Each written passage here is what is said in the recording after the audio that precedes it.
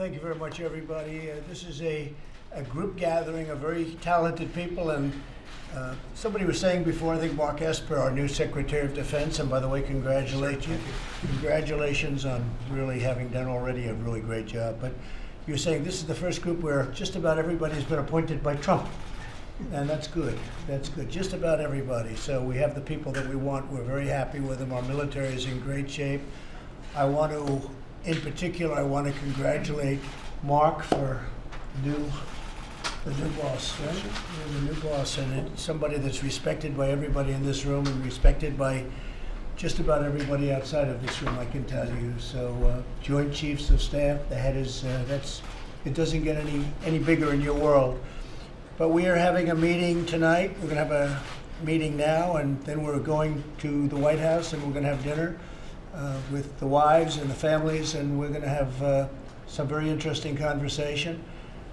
Things are going very well with our military. We've spent $2.5 trillion since I've been president and rebuilt our military. When I came in, we were low on ammunition, and as you know, we had jets that didn't work too well. We had a lot of old planes, and we have now beautiful new planes, or certainly we have a lot of them coming, but we have a lot of them right now in stock. And we're doing things I think that nobody thought was possible. We have had extraordinary relationships with a lot of our allies, and I would say good relationships with others. But we want fairness. We want to be treated respectfully. We help a lot of nations, and they are not sometimes there for us. So we want to help the ones that we want, and we want to help the ones that deserve the help. And I think we've discussed this at length, all of us. Perhaps there'll be some changes made, and perhaps not. But we have to be respected as a nation.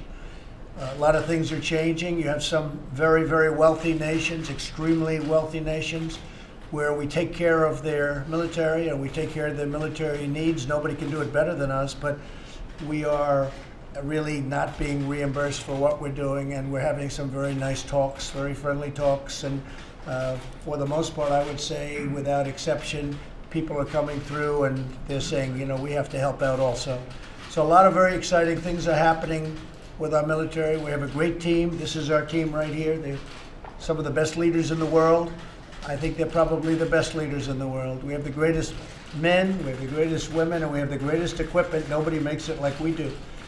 So I just want to thank you all. We'll have a discussion, then we're going to go over and have dinner at the White House. And thank you all very much for being here. Appreciate it. Are you confident that these gentlemen, I guess mostly who's sitting around you, believe what you're doing in Syria is the best idea? Well, we've been in Syria for a long time, and it was supposed to be a very short hit, and a hit on ISIS, but it didn't work out that way. They never left, and they've been there for many, many years. And we were down to very few soldiers in Syria. We had 50 in the region that you're talking about, 50 soldiers, and they've been already moved out. But we'll see what happens with respect to a lot of different things. We've told Turkey, I spoke with President Erdogan of Turkey, and I said, got to treat him good, you got to take care of ISIS. Don't forget, we defeated, this group largely, defeated ISIS, 100% of the caliphate, 100%. And we wanted to do 100%. I was going to do this 9 months ago, and we were not at 100%, but we were pretty close. Everyone said, can we get to 100%? Now I get to 100%, and they say, well, maybe we could stay longer. I say, well, when do we get out? There's got to be a time we get out. We have to bring our people back home. And frankly, our great soldiers, I've been talking about this on the campaign. You go back 3 years ago and more, and you watch the speeches. We want to bring our soldiers back home. These are the endless wars. And we're not fighting, we're policing to a large extent. We're policing in certain areas. We're not police, these are fighters, great fighters, the greatest in the world, and that's what they do.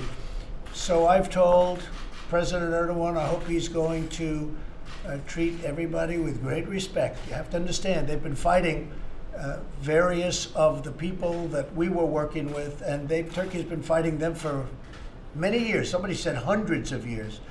You had just mentioned to me yesterday, 200 years, maybe more. At some point, we have to bring our people back home, and that's what we're doing. That's what we're doing. Is it a firm decision, sir? It's always a firm decision. Last time I made a firm decision, and I said, we'll do it over a period of time. We've been doing this actually over a period of time, over a very long period of time. And we've been working with the people in this room, and our soldiers have been coming back over that period of time. I think that one of the very big factors when we defeated ISIS, we have thousands right now of ISIS fighters and families. We have family members, wives, children, and many of them come out of Europe. They come out of Germany, they come out of France and other countries of Europe. And I told them, you have to take these people back. You have to take them back, give them trials, do whatever you have to do. And they said, no, we don't want to do that. I said, well, you have to do that. That's not fair to the American taxpayer. It's not fair to America. It's not fair to the United States not to do that. But they chose not to do it. I said, again, you got to take them back. We can't take care of 60, 70,000 people. And we're not going to move the fighters to Guantanamo Bay and take care of them for many, many years into the future. It's not for us. We did you a great service, a great favor. We defeated the caliphate 100%. Now it's time for Germany and France and all of the nations where they came from to take them back. And they chose no. And maybe they'll change. Maybe they're going to change their tune now. I don't know. But in the meantime, we'll have to rely on the European nations.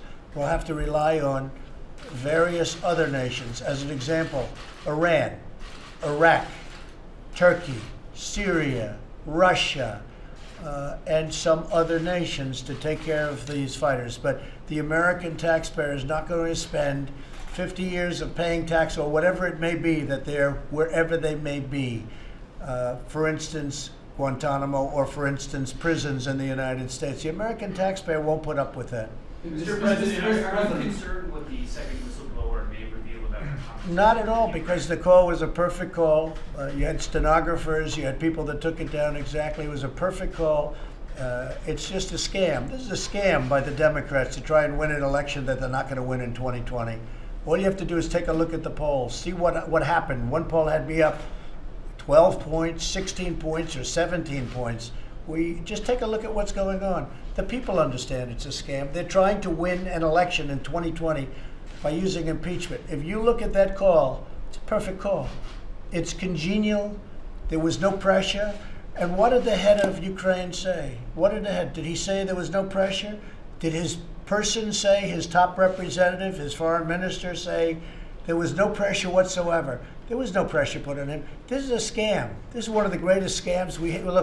We beat you we won on the Mueller scam. That was a whole big deal that lasted for 2.5 years. We had a few days of peace, and then all of a sudden they came up with this one. But I guess it's just part of my life. This is the most ridiculous thing many people have ever seen. All you have to do is read what they wrote down, the stenographers. They wrote down an exact call. Now what happened is Adam Schiff, went up before Congress and he read the most horrible speech, attributed the speech to me. These people won't believe this one. If you went to Annapolis, West Point, or the Air Force Academy, you're not going to believe this one happened. He went up and he took a speech. He made it up. It was horrible. And he said, the President of the United States said this on the call. It's a fraud. He really, it's a fraudulent speech. What he did is incredible. And it shouldn't be allowed. And I don't think it's going to be allowed. I think a lot of things are happening. By the way, Nancy Pelosi knew it was a fraud, and she didn't say anything about it. But if you look at the call, you just take a look at that call. That call is a terrific call. It's congenial. There was no pressure. There was no anything. And you know it, and so do I. And so does everybody else, and that's why the polls are doing well. That's why I don't bring up fundraising, but that's why I believe in the history of the Republican Party at this time. They've never had anything like the numbers that have been raised. They raised $13 million in many small donations in a 24-hour period. That hasn't even happened. So people understand that it's a fraud, it's a scam, it's a witch hunt, and all we do is just keep fighting for the American people, because that's all I do. We win, our economy is doing great, our jobs numbers are the best they've ever been, just about the best they've ever been for many groups, African Americans, Asians, Hispanics. They're the best they've ever been in the history of our country. And overall, they're the best numbers in 51 years. So we're doing great things, and we're going to keep going. Thank you very much. We're going to have a Thanks, everybody. Thank you.